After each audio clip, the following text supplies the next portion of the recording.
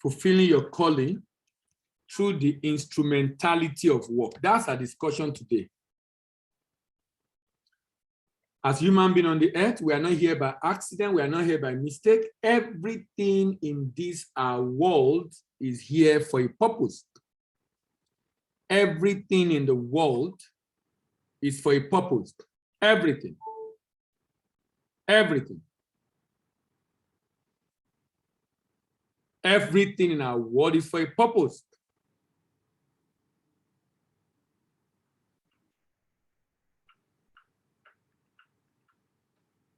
And because everything in our world is for a purpose, the implication of that is that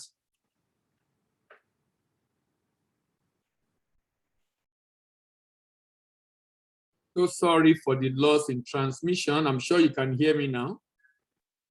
Because everything in our world is for a purpose, the implication of that is that we also are for a purpose. We are not here by accident.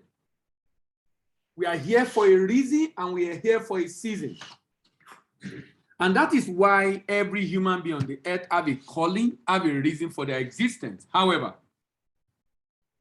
being able to fulfill that calling on the earth is going to depend largely on our attitude to work.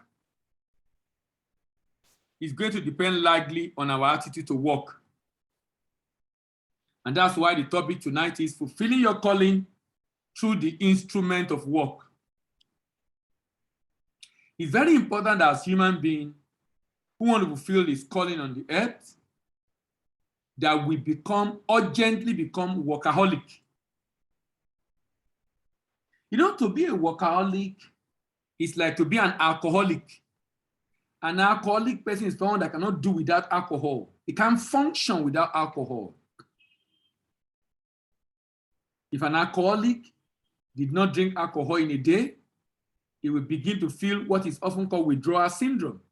Symptoms, rather. Maybe headache or pain. He's feeling out of place and restless because he's an alcoholic. So an individual, that individual have to drink to feel normal, to feel okay, to function optimally. Just the way an alcoholic is addicted to drink to function, so is also the way you need to be addicted to work in order to live.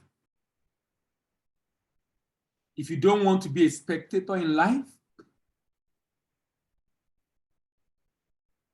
if you want to be able to live a life of significance, if you want to live a life that makes a difference, you must urgently become a workaholic. You must urgently become a workaholic.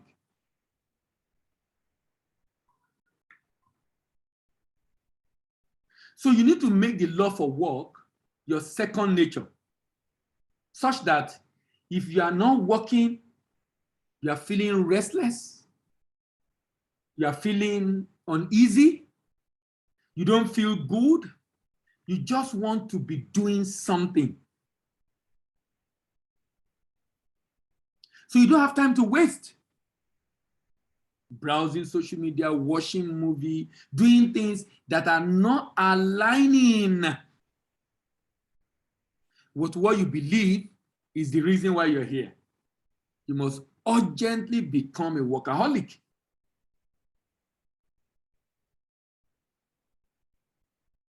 You must urgently become a workaholic. You need to get to a place with work that it will be like eating to you. You know, Christ said something. Christ says something. And you know, when you see Christ coming from heaven, second person in the Trinity, making some statement on the earth, those are statements that should make us to think that, look, if the second person in Trinity is making this statement,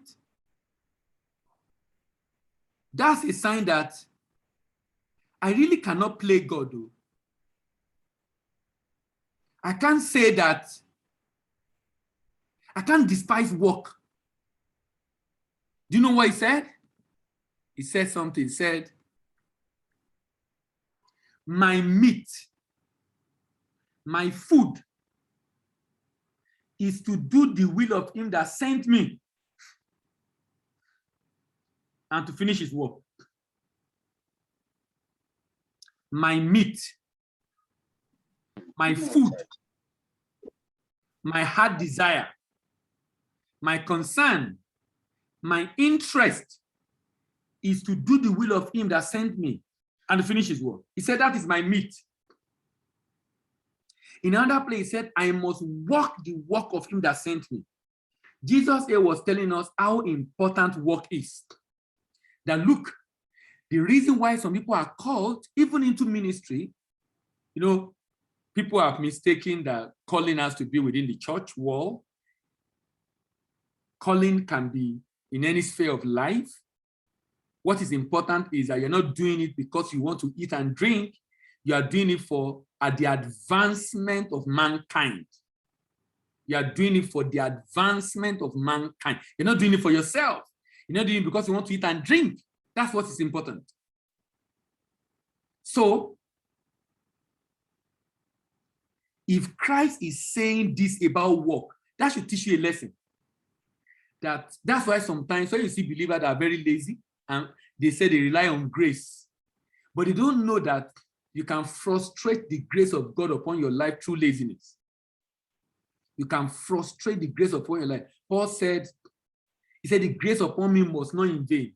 He said, I labor more abundantly than they all. Does that suggest to you why Paul was different? If Paul said, I labored more abundantly than they all. Paul,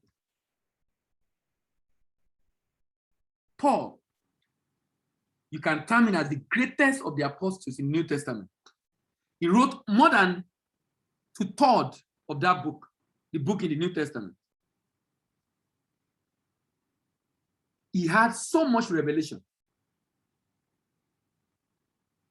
And he penned them down. But he said, I labored more abundantly. For those that say work is a curse, maybe they are saying Paul is cursed for him to work.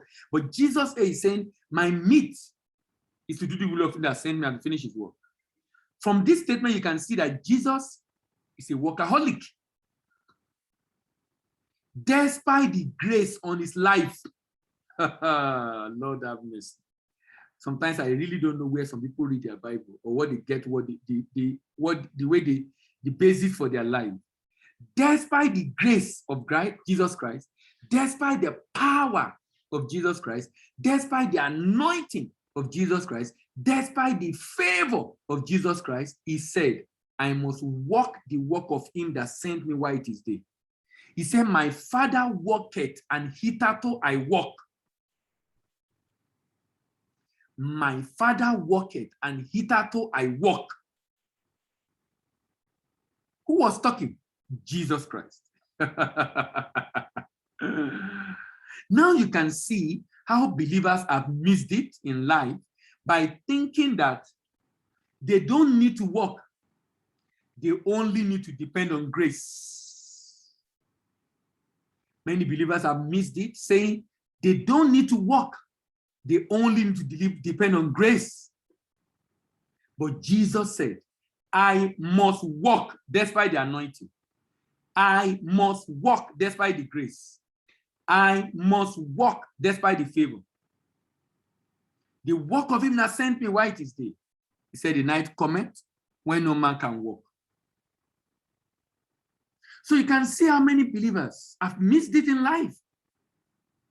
Jesus said, I must walk the work of him. He said, my meat is to do that work. Jesus had direct access to God himself. So if you need breakthrough, it's one hand. Is he anointed? He was anointed in the power of the Holy Spirit.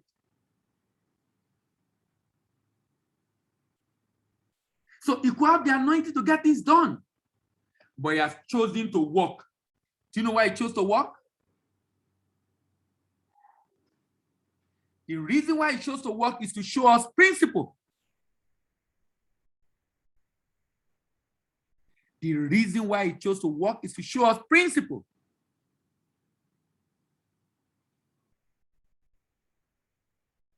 The reason why he chose to walk is to show us principle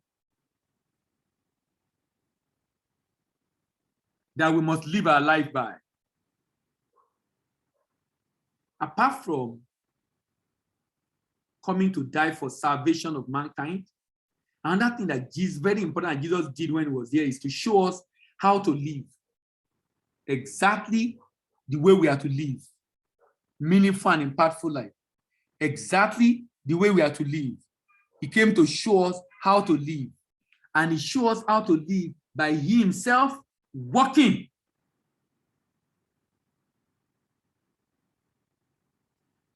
You know, some people want to sell their motivation book.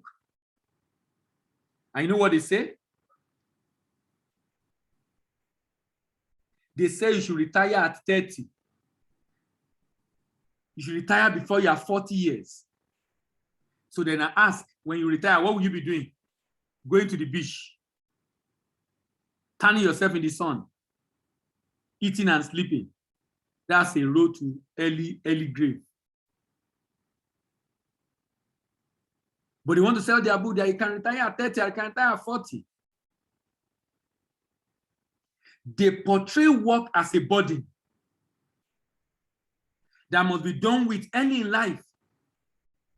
So you can live the rest of your life without working, because they don't understand that work is a gift of God for mankind, for the growth and advancement of mankind. They did not understand that work is a gift of God for mankind, for the growth and advancement of mankind. They do not understand that. And because they do not understand that, they give an impression that work is a burden. That's why I have defined work, W-O-R-K, where one receives knowledge. Some people call it way of rewarding know-how, W-O-R-K.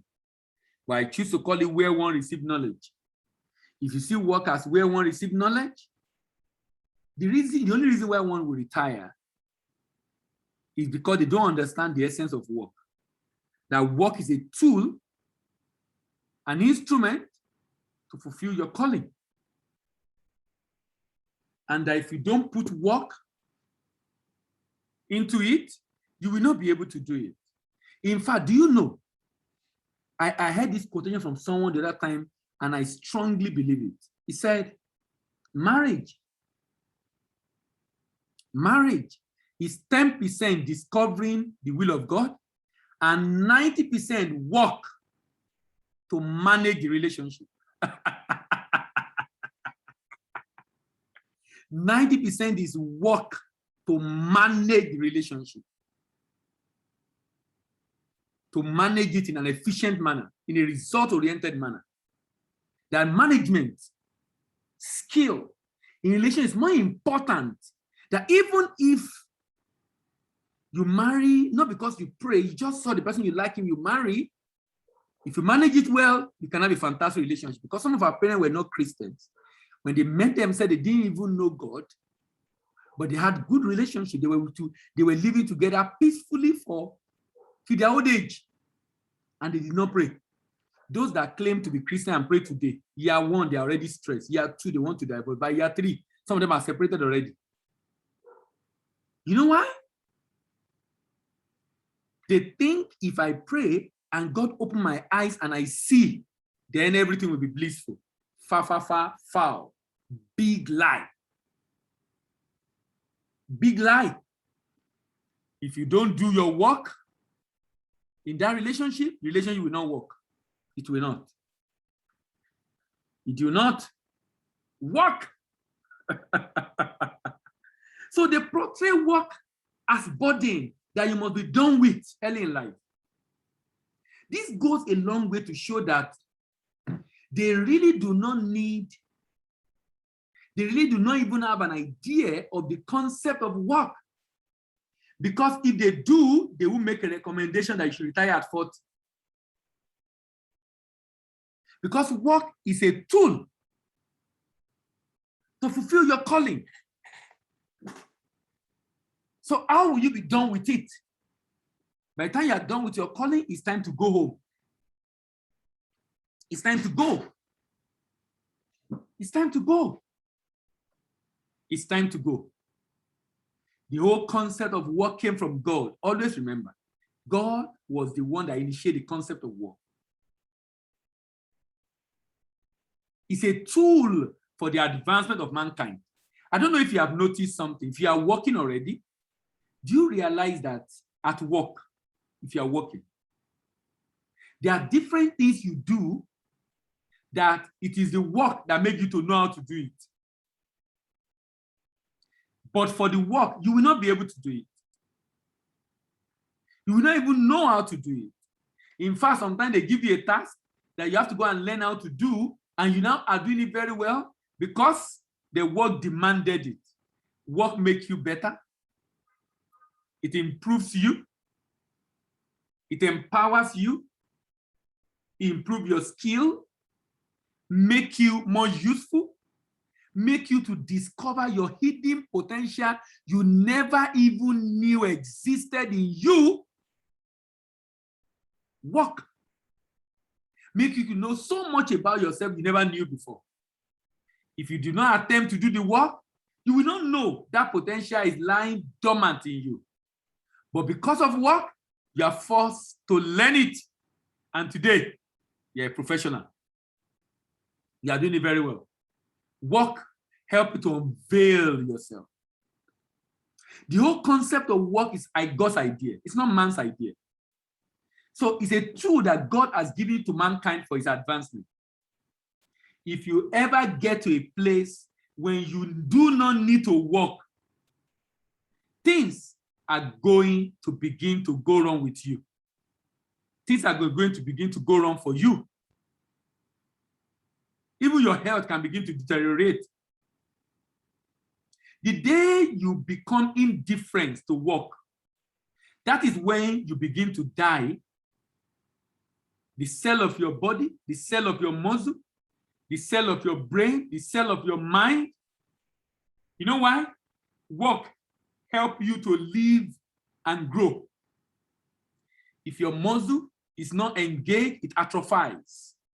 If your brain is not engaged, it depreciates. It degenerates. It becomes a body, useless. Why? Because you are not using it. It's called the law of use. Whatever you don't use, you lose. Brain unused degenerates.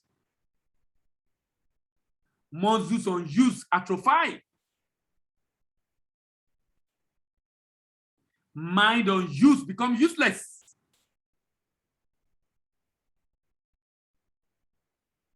You must use it. In fact, look at this. The way of a lazy man is like the edge of a thorn. The way of a lazy man is like the edge of a thorn.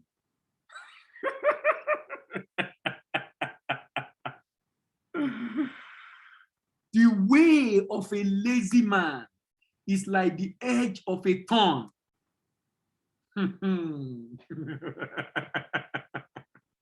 Just think about that for a second. The way of a lazy man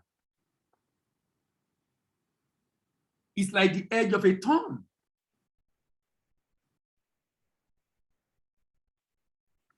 And that translation says the path of a lazy man is overgrown with thorns. The path of a lazy man is overgrown with thorns.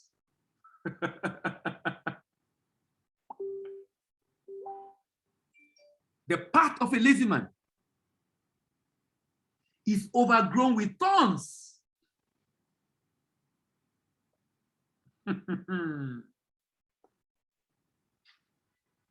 Another translation says, a lazy man has trouble all through his life. I like this one. That's the New Living Translation, Proverbs 15:19. He said, a lazy man has trouble all through his life. Trouble of how to feed, trouble of what to do, trouble of where to go, trouble of bills, trouble, so much trouble because of what? Laziness. Laziness. Laziness. If you are not a workaholic, then you are a slothful person. If you are slothful, your journey will be full of inconvenience. Your journey will be full of pain. Your journey will be full of regret in life if you are a lazy man. If you're a lazy man, your journey will be full of inconvenience, pain. The journey will be full of constant regret. He said the way of a man, the path, the life of a man that is lazy is full of troubles. The life of a slothful man is always in perpetual struggle and pain of inadequate resources needed to solve problems that confront him in life. Remember, money answers all things, right? And when I say work, you need to do more of mental work than physical work. You need to do more of spiritual work than physical work. By spiritual work, I will be thinking of meditation, praying, spiritual work, thinking, and then studying, learning. A little bit of physical exertion, but more of mental exertion. Do you know why? When you get to a factory, you will see three kinds of work in a factory. There are some people outside of the factory loading raw material into the factory, loading finished goods out of the factory. They are sweating, carrying the load on their head. They are using muscular energy. There is a second set of people. That's the kind of work. There's a second work. These people are the one inside the factory using raw material to produce the finished product, adding this to this and adding this to that. These people, they are producing quite all right. They are using machines. So they are using mechanical energy. So partly brain, partly physical. But there's a third set of people inside the office under AC, usually in front of a computer, and they are using mental energy. Who sweat the most? Muscular. Who earn the most? Mental. So when I talk about work, I'm talking about not physical exertion, but mental exertion. If you are not a workaholic,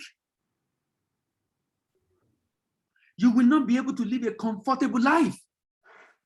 And that means you will struggle through life. The implication of this is that you will never be able to fulfill your calling. Why? Because it's all about survival. It's all about survival. If you are not a workaholic, you cannot even retain your job. And if at all retain that job, promotion will be challenging. Bill will keep increasing, and you'll be struggling to catch up. And you'll be struggling to catch up.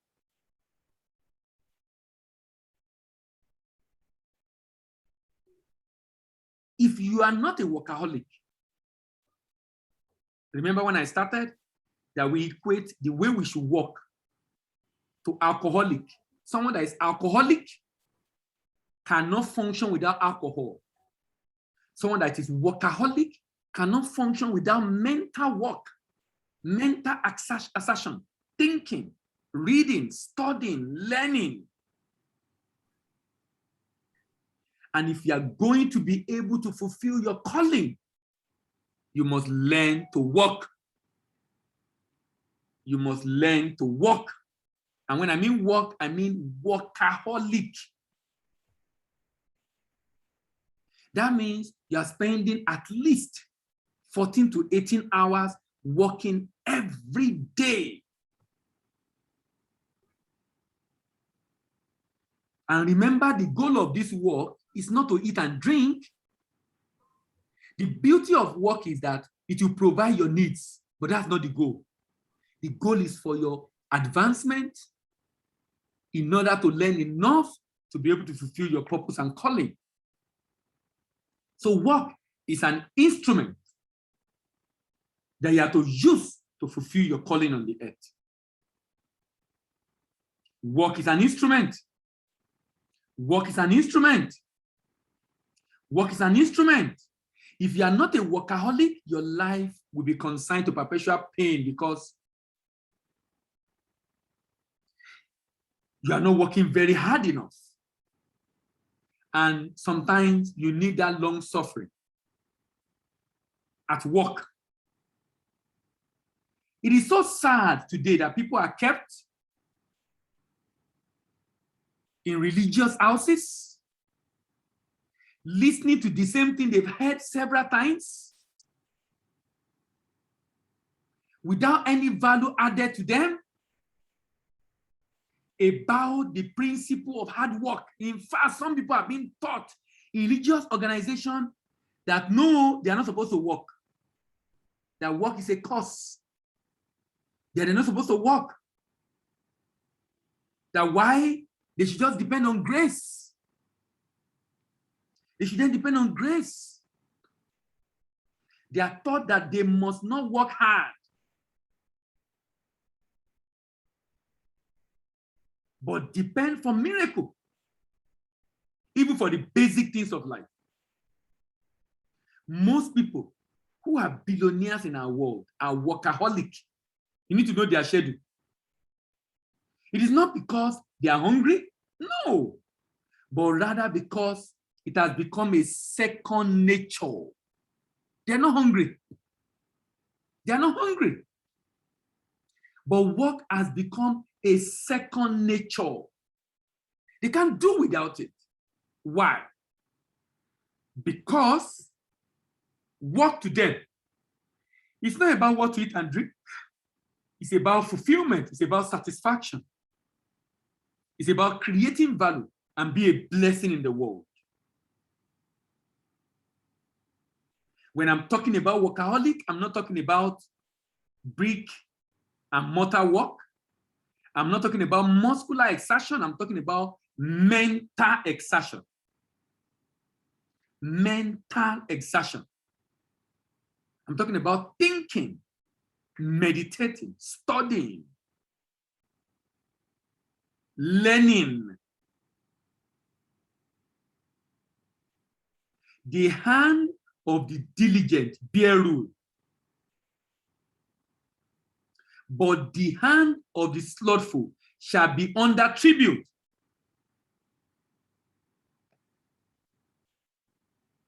The hand of the diligent bear rule. Work hard and become a leader. Be lazy and become a slave. You know, I love New Living Translation. I love New Living Translation. Work hard and become a leader. And become a lazy person and become a slave. Work hard and become a leader.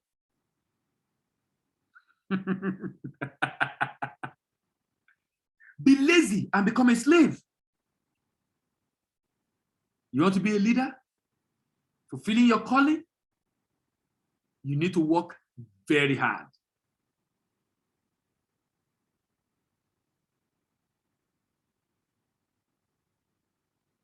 This is easy. If you want to become a leader, work hard. In an organization where you have two staff, one lazy, one hardworking, Of course, the one that will get promotion is the hardworking in a sane environment anyway. Also talking about work. I'm talking about working in your area of calling, not just a job. Not just a job. Not just a job. Not just a job. Working in your area of calling. Job is one of it, but your life must not revolve around your job.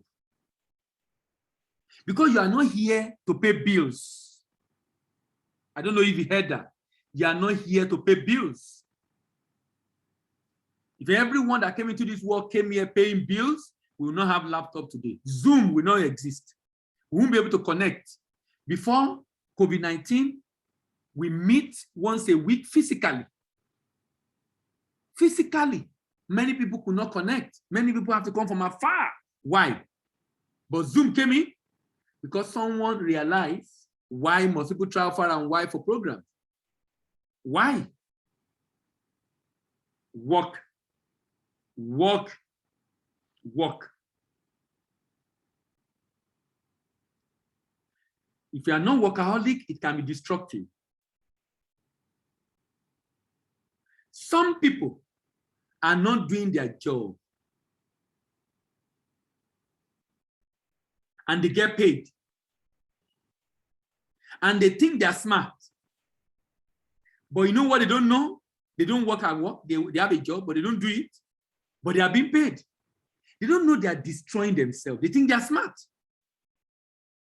If you are not giving your best and you are being paid, you are destroying yourself. Every time you give your best, it's a mastery. It's a rehearsal for mastery. Giving your best is a rehearsal for mastery. That thing you've not done before, you did it just once through a lot of effort. Over time, you get used to doing it. And it becomes easy for you because it was all a rehearsal for mastery. They are destroying themselves because there are dire consequences for a lazy man. A lazy man will be put to forced labor. He will be controlled by others. He will remain under tribute, servant to others, because he's unable to create anything for himself. A lazy man remains a child, even as an adult. You know why? He always has to depend on others to come and help me. He always has to depend on others to come and help him in any problem. So he's a child. A lazy man is a child. A lazy man is a child. Because if you have to depend on people every time you need a help, you're a child. Even if you are 50 years, you're a child. Because you should become independent at some point. If you are not, you are a child, actually. You're a child. A lazy man, we have people, relationship problem because of his dependence on others. So people will be avoiding him. People will be avoiding him. As vinegar to the teeth and smoke to the eyes, so is sluggard to them that send him.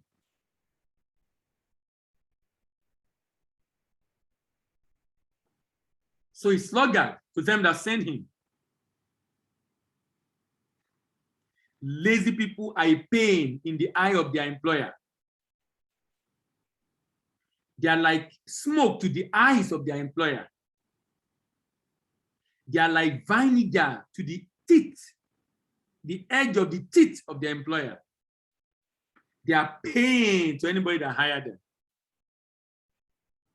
A lazy man will always have problem with leadership because they are not dependable, they underperform, they are always full of excuses. You know, I told my colleague in the office that excuses are building blocks for the house of failure. Excuses are building blocks for the house of failure. If you love excuse, you know what you're saying? Excuses are building block for the house of failure. Excuses are building block for the house of failure. And a lazy man is full of excuses. So he always builds house of failure. He's always failing. Because it's always full of excuses. He's always full of excuses. A lazy man is always full of excuses.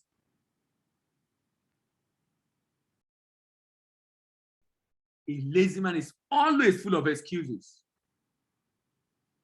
And excuses, by the way, are building blocks for the house of failure. Excuses are building blocks for the house of failure. Lazy and slothful are not responsible. They are actually irresponsible. They have put their responsibility on others, and therefore, with them, nothing gets done. A slothful man is an unhappy person because he is always having problem with everybody, including his colleague at work. The hand of a lazy man brings poverty.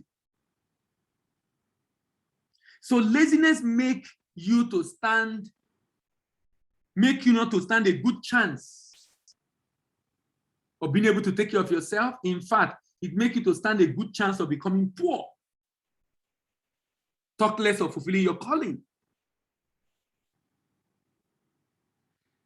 Noah was called to build an ark. Do you know how long it took him to build that ark? Do you know how long it took him to build that ark? Paul was called. Jesus met him on the way to Damascus. But if Paul does not labor, he will not fulfill his calling. And because he labored more than other apostles, he was able to fulfill his calling. He said, I've fought the fight. I've kept the faith.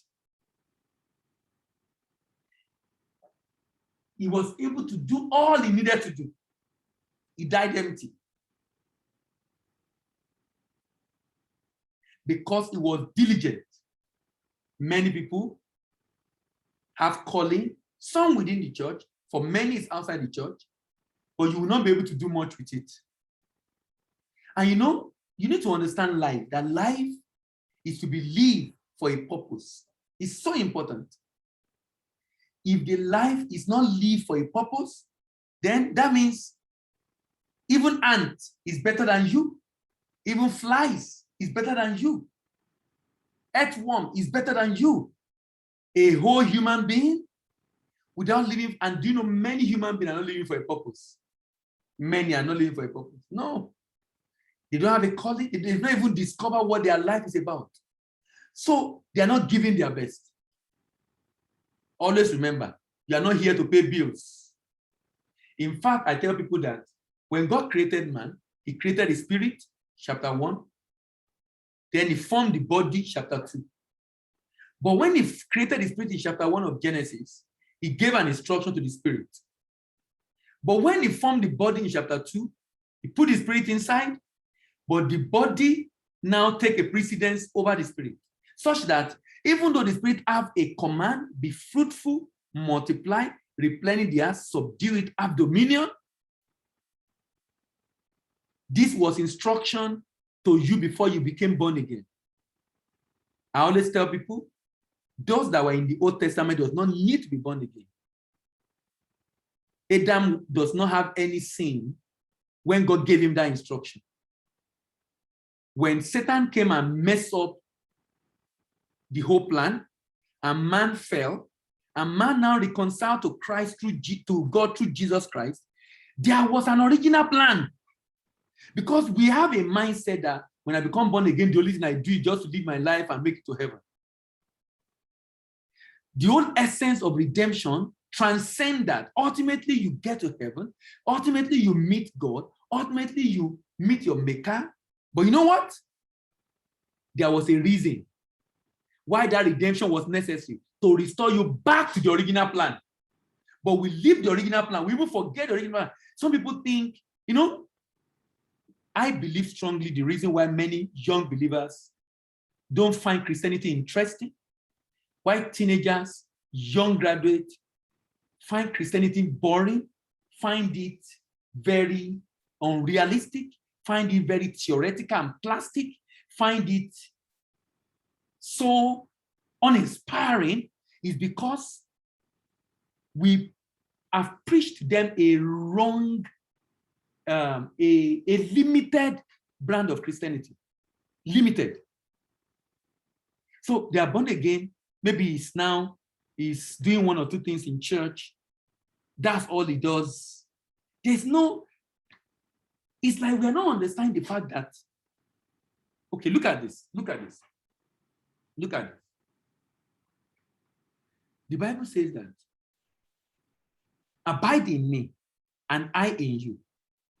He said, if you don't abide in me, you will not be fruitful. But in Genesis, he gave instruction, be fruitful. Be fruitful. But he said, if you don't abide in him, you will not be fruitful. You will not be fruitful. If you don't abide in him, you will not be fruitful. But there's a dominion mandate that we need. Fruitful, multiply, replenish, they subdue, and have dominion. But sin messed up the whole thing. But two cannot work together. I said they be agree. So the essence of Jesus coming in is to remove sin so that mankind can come back to God and then abide in him so they can be fruitful. No wonder Jesus said, ye are the light of the world. He said, ye are the salt of the earth. Each time I read that scriptures, it is so painful for me. If Christians are the salt of the earth, Nigeria should not be like this. But because we have this escapist mentality, this word is not my own. We've listened to some songs sincerely that make us to have a very wrong mindset about what Christianity should be about. So because the word is not your own, you only want to get to heaven, and then you don't do anything on the earth. You've forgotten that you're supposed to be light while you are waiting for him. So there's nothing you are doing to be light. There's nothing you are doing to be salt. So the world, we are supposed to be light, but our world is in darkness. We are supposed to be salt, but this country is in decadence. Why? Because we are not thinking of fixing it. Because we're not discovering our own area of calling and doing, if everybody discover themselves and do what they need to do in their own area, Nigeria will be a better place. Our world will be a better place. So there is this limited gospel we have accepted that make us to think, and we wrap up all that Jesus did into just redemption solely for the purpose of making it to heaven. But we even forgotten that, look, by the time you become born again, you are seated in heavenly places with Christ Jesus. So potentially you are in heaven, potentially. And we don't have that mindset far above principality and power. That's why people are still afraid of the devil and afraid of Satan and afraid of principality and power and afraid of all sorts of different things that people believe in. And it's also influenced the way we pray. In fact, in October, I'm starting a series on what I call a second look at prayer. A second look at prayer. We need to pray and pray seriously and fervently. But you know what? We are praying wrong. People have consigned what they should do for prayer to handle it. So we are not doing what we are supposed to do. And you know the implication of this? We are not light of the world. And Jesus said, let your light so shine that when unbelievers see your good works, that's your calling, that's your calling, that's your calling. I like to use this example of this sister, and I know one of us I've spoken to that sister once. This sister, we were together in Unilag. She studied computer science. She does this program, she calls it Street to School. She's so passionate about helping children. I believe is called to help children with good education. So today she has a school that almost everything in the school is free for the children. Why? Because She started herself. Now she has sponsors. They give the children bags. She give them books, taking children off the street that their parents cannot afford education. Some of them are Muslim. Mankind will see your good works and glorify your Father in heaven. That is it. That is it. Our ministry outside the church is more powerful than being in the church. We're supposed to go to the church to receive wisdom, knowledge, ideas, and then go into the world and be the light. And go into the world and be the light. But you know what? If you are not hardworking, you will not fulfill that calling outside the church, in the world. So to be fruitful is to be fulfilling our calling. But if we are going to multiply, remember I said be fruitful. Multiply. You can't multiply if you're lazy. You can't have branches. You can't have reaching out to people in different locations. You can't reach many people. You can't serve many people. You can't be fruitful, create value in your area of calling, multiply, extend it to many people, replenish the earth. When you extend to many people, you replenish the earth, you make the world better, you replace what is bad.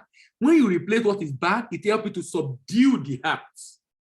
Because you have been able to you are now in charge of a segment, and then you dominate that segment.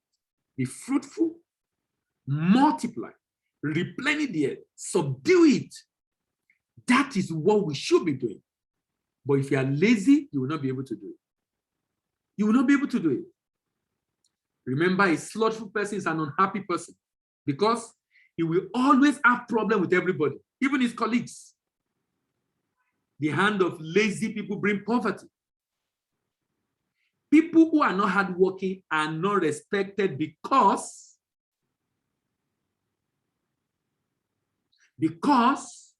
they are seen as parasites. A person that is not a workaholic, we have time for frivolities and therefore waste his time and consequently waste his life. The desire of a slothful man killeth him.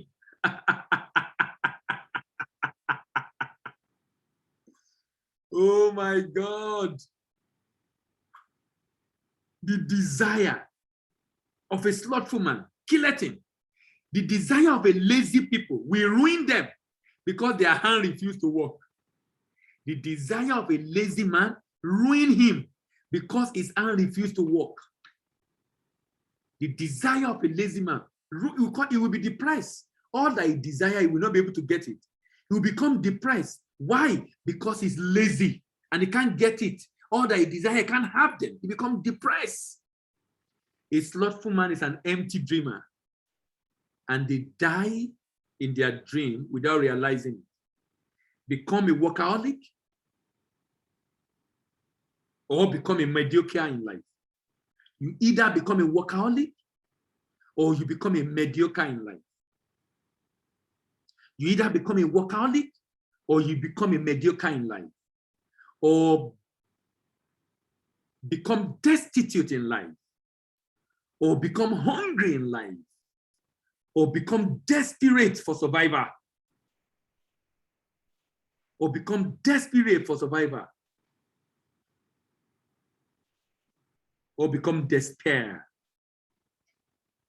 A lazy man will always nag and complain about everything because he's unable to do anything. A lazy man is full of depression and dejection in such a manner that he might end up committing suicide. By much slothfulness, building decay. Through idle hands, through the idleness of the hand, the house droppeth through. The house droppeth through. Laziness let the roof leak. And soon, the rafter begin to rot.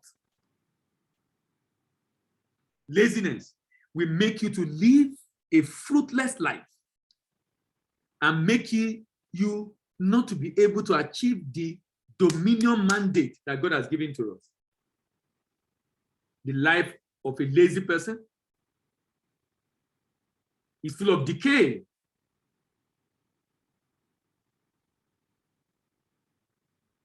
It's full of decay. And he will complain about everything.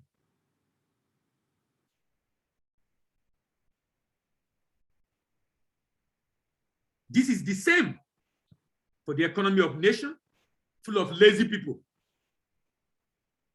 This is the same for the economy of nation, full of lazy people. Remember, as we close, the goal of work is for the advancement of mankind. It's not for eating and drinking. Eating and drinking is just to keep body and soul together. That's not the reason why you are here. You're not here to eat and drink and satisfy the body. You are here to create value and be a blessing to your world. And remember, you will not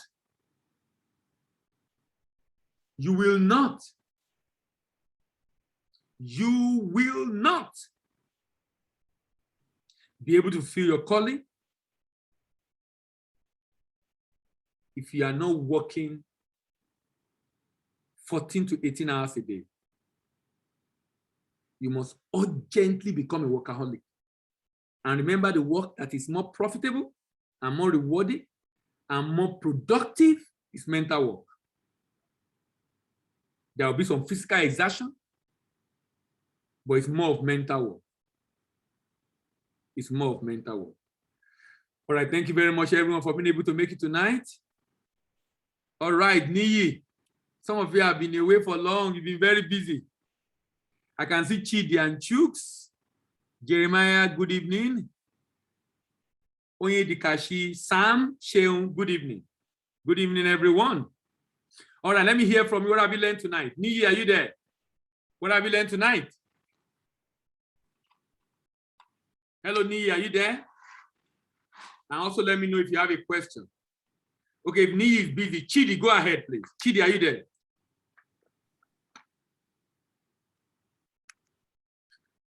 Hello, Chidi, I can't hear you. Hello? Hello, Chidi. I hope it's not my network. Okay, Chidi, we can't hear you. Hello? Chooks, Chooks, are you there? Yes, sir. Can you hear me? Okay, I think Chidi has it. Yes. Chidi, Chooks, go ahead. Okay. All right. So, good evening, sir. Good evening. How are you? Long time. Yeah, I'm fine. I'm fine. Thank you. So I learned a lot from the session tonight. It was actually explosive for me because it's something that I've come to realize that is so important, the aspects of work. I particularly like learned a lot from the instance when you gave the analogy of God, talking to our spirit, and he gave us the mandate, and then our spirit man has accepted that mandate, and then he spoke to our physical bodies to work, that is the fulfillment of that mandate. So it just became clear. I think there was clarity in that because I realized how important it is work should be.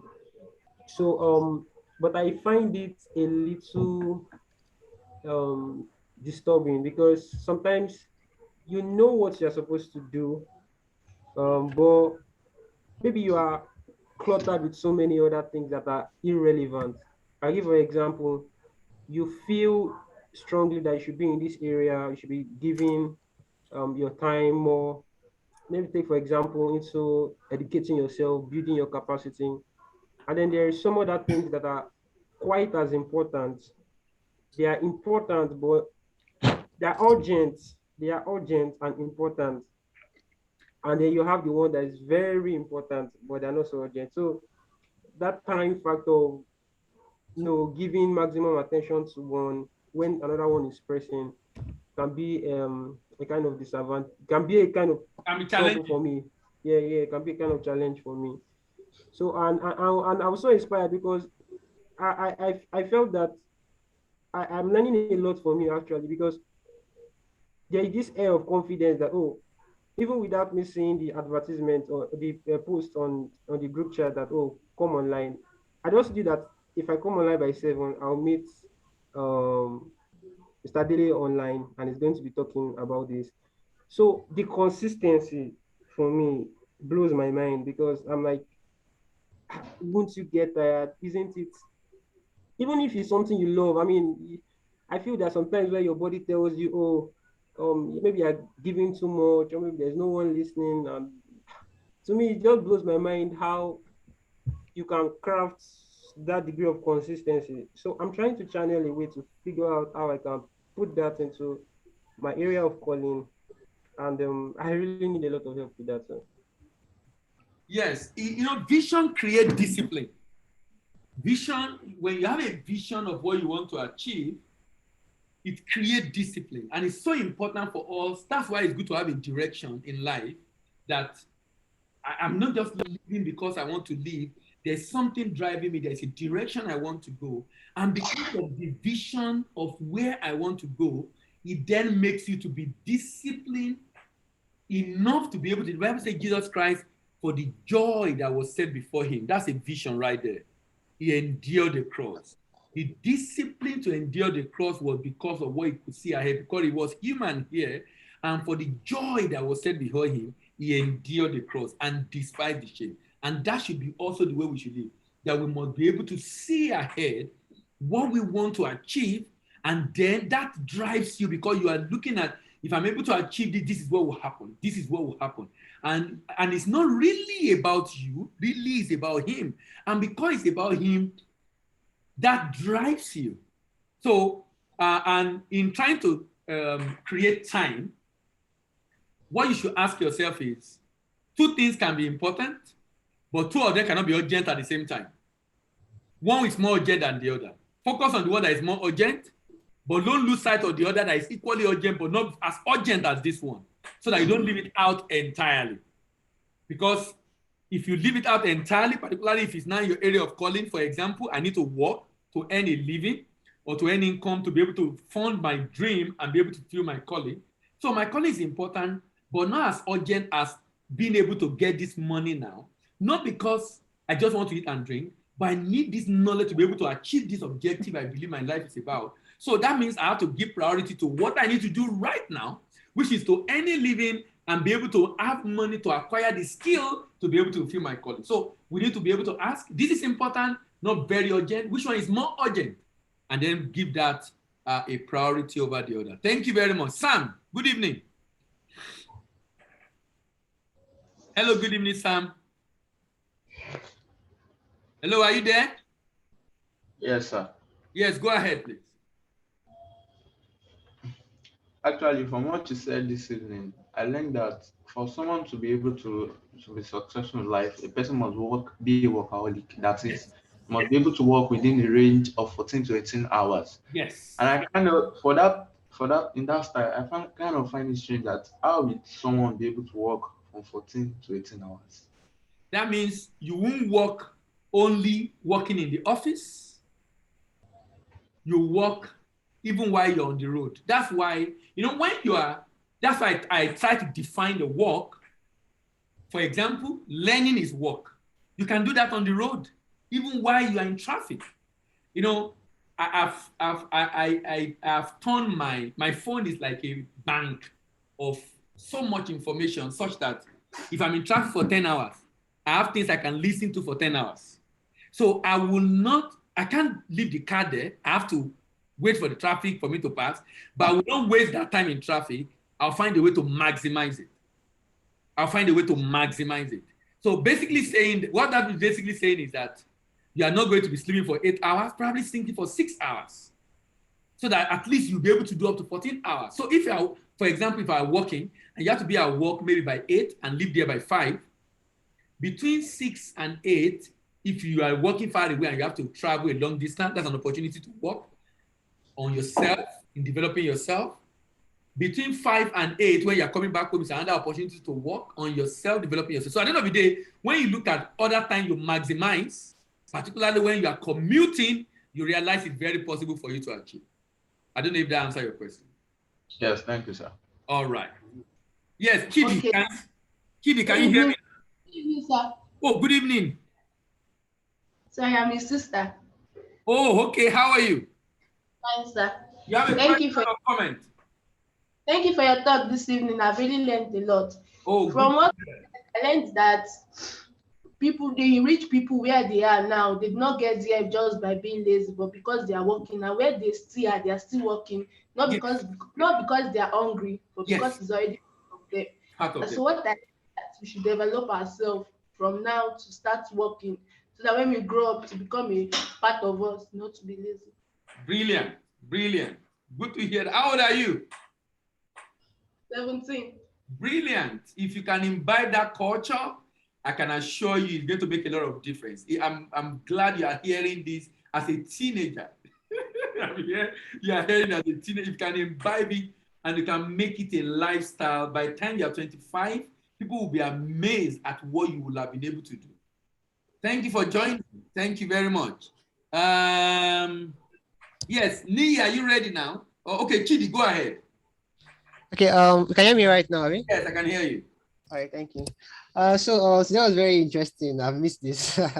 I learned a lot actually from the work part. I was reminded of a lot, and experientially for me, I can say that it's really, really, really important, and the results you can actually get by being consistent is very, very, very critical.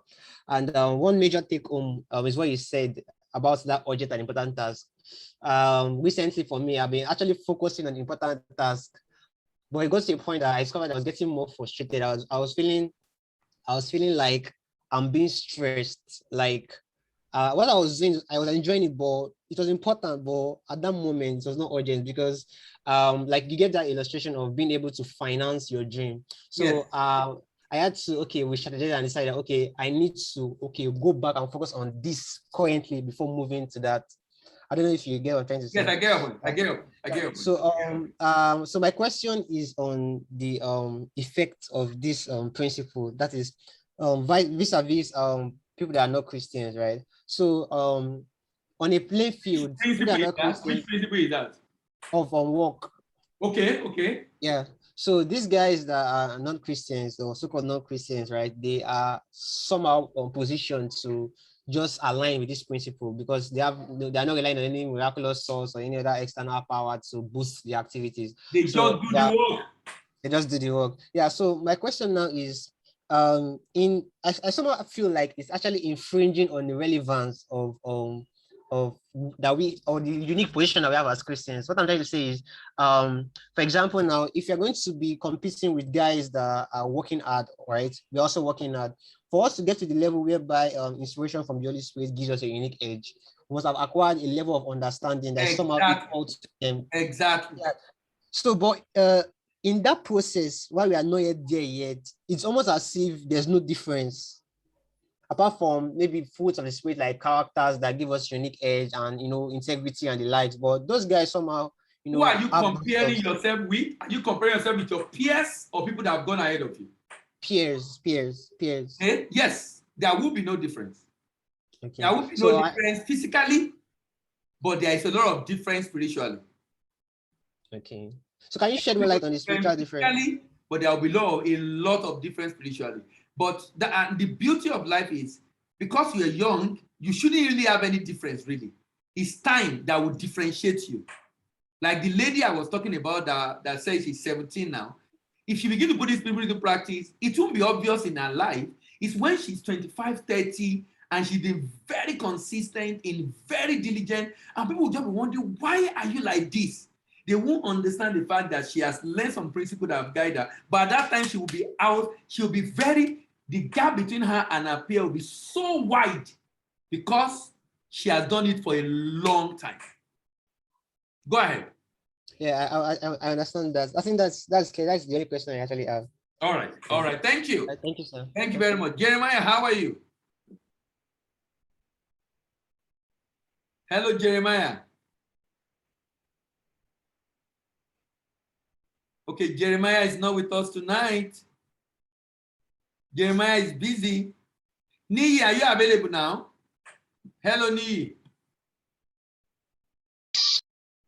I'm available, sir. Okay, Jeremiah, go ahead. Yes, sir. I was really happy at the time I came because I was wondering whether to come or not to come, and I was happy I came. Why? Most times when I see the advert, I'm always like, like what Chuk said. He said the consistency is scary. Before, at least for almost 2-3 months. Why is Sometimes it when I had data, hold on. Why is it like it's just like someone gave an expression. If you see somebody walking on the road, man? but if as like he's late for work, and if you watch his speed, because let's say it's diligent or maybe something happened and it's late for work, you watch his speed as he walk towards work.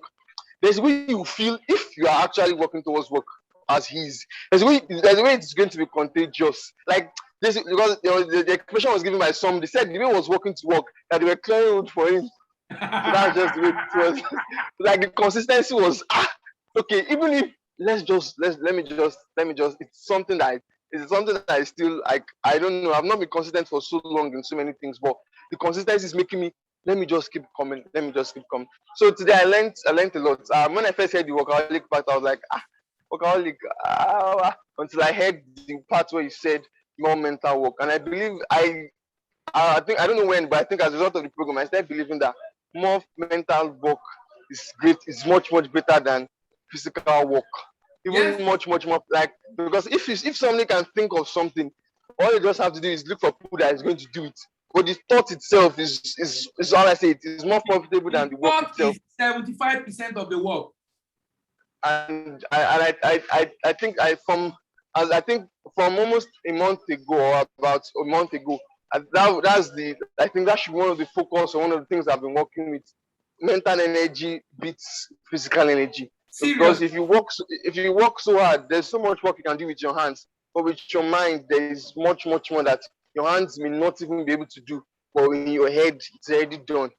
So, and then the part where you give the expression of work was already given, like the Old Testament that he said when God created them, he said they should be fruitful and multiply.